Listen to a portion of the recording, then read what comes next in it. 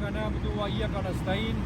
میں اپنے تمام دوستوں کو یہ پیغام دینا چاہتا ہوں 25 کروڑ عوام ٹائیگر کارکنوں کو، یہ آپ فیض آباد کے درمیان میں کھڑے ہیں پنڈی اسلام آباد کے فضل مرکز میں، اور کل کا جو جلسہ اس کے حوالے سے ہم پیغام دے رہے ہیں کہ جلسہ کل ہو کے رہے گا۔ شیر احمد صاحب نے بھی میسج دے دیا، علی امین ڈڈا پور نے بھی، اور ہماری پوری قیادت نے بھی جلسہ اس کا اپنا اعلان کر دیا، اور سپریم کورٹ میں بھی جا کے دوبارہ سے ریٹ بھی دائر کروانے کی بھرپور کوشش کی کہ انشاءاللہ رات کو پھر جائیں گے۔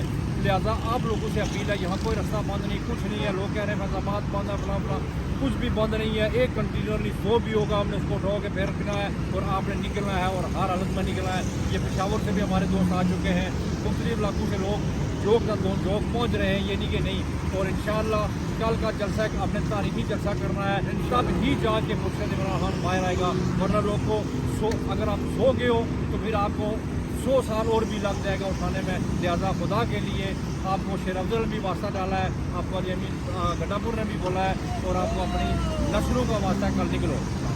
پښتنو په پښتو کې درته خبره کوم چې څومره پښتانه دي غونډ ځانونه راورسوئ. صحیح ده، دا حقیقي ازادي په کور په بستره کې نه میلاویږي، دغه دپاره به راوځئ.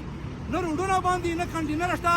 علي امین په سرباري کې 15 کرنونه دي، او ډسپوزیبل چې کومه دی زموږ سره هر قسم سامان موجود دی. شیر افضل مروت اوس راغلی و دفتر ته، وایي چې جلسه به خامخا کېږي. چې څوک ډرامې کوي چې جلسه نشته دی، جلسه شته دی، ځانونه رسوئ. موږ درته موجود یو په اسلام آباد کې. صحیح ده، والسلام.